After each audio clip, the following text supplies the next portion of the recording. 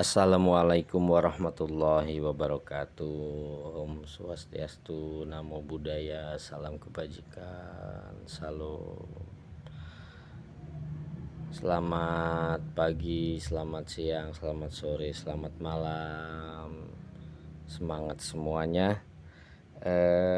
Kita di akhir 2025 ini akan coba kembali membagikan cerita atau hasil tulisan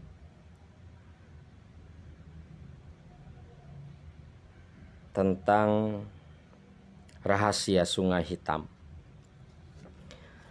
Ini merupakan bagian dari yang dicatat, yang ditulis, yang dirasakan selama hampir 1 tahun ke belakang, hampir 2 tahun, dan insya Allah di akhir 2025 ini kita akan cetak novelnya.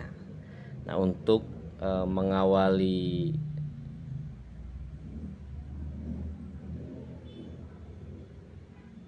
tahun 2026, paling tidak ini menjadi hadiah untuk seluruh saudara, rekan, sahabat, teman, serta siapapun yang mengenal penulis. Mudah-mudahan ini menjadi bagian dari kebaikan yang terus berlanjut, bisa menjadi motivasi untuk kawan-kawan muda siapapun dan berada dimanapun, terutama untuk wilayah Bogor, dimana kita punya Gunung Halimun Salaka dan di sana mengalir sungai-sungai. Nah, ini bagian kecil dari anugerah yang kita rasakan selama ini, dan ini adalah bagian kecil dan terkecil dari perjalanan dan karya sastra yang sempat ditorehkan sejak tahun yang lalu. Baik, semoga menjadi kebaikan dan mohon maaf jika ada kekurangan dan kurang berkenan. Silahkan bagi yang ingin memberi masukan, saran, bahkan kritik, silahkan. Saya akan sangat terbuka.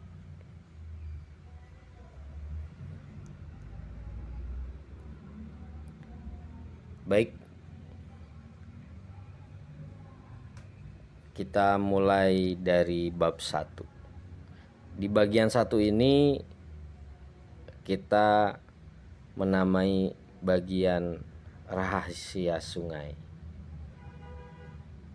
Bab 1,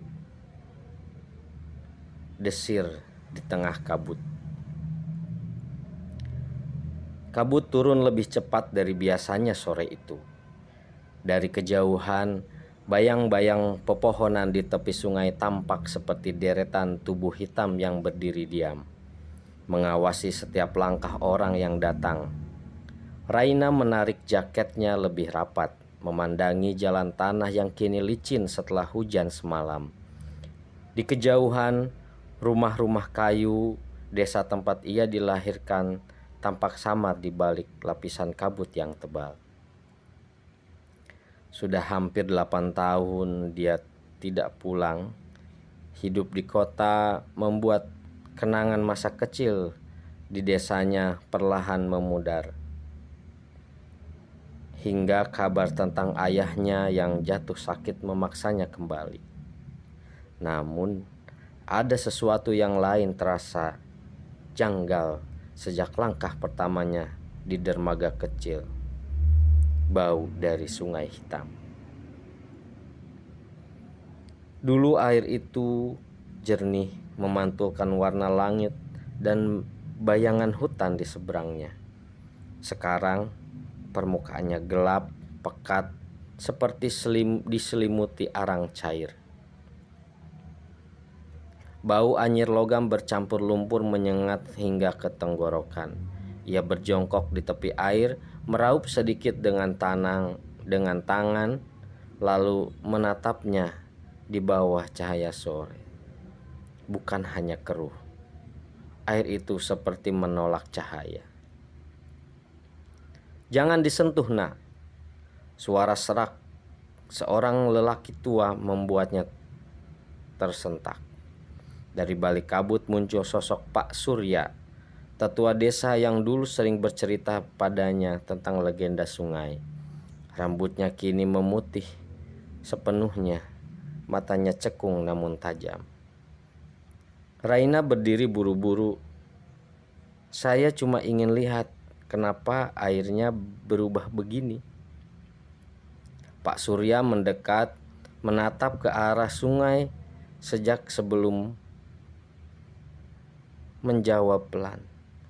"Ada yang terbangun di dalam sana, sesuatu yang seharusnya tetap tidur." Ucapan itu membuat bulu kuduk Raina meremang. Ia ingin tertawa untuk meredakan ketegangan, tetapi suaranya tak keluar. Di atas air, gelembung kecil pecah menimbulkan riak samar yang menjalar ke tepi. "Dulu, waktu kamu kecil, Sungai Hitam belum sepekat ini," lanjut Pak Surya. "Airnya mulai berubah 2 tahun lalu, tepat setelah ibumu meninggal. Sejak itu, banyak yang bilang mereka mendengar suara-suara di malam hari." Raina terdiam. "Ibu." Nama yang sejak lama ia hindari dalam pikirannya kini muncul lagi, seperti luka lama yang baru saja digaruk.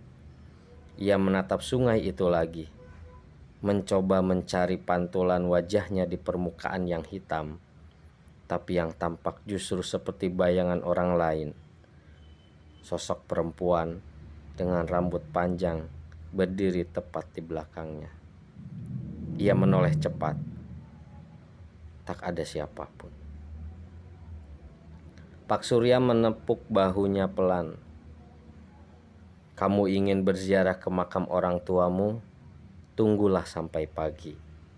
Sungai ini tidak suka didatangi malam hari."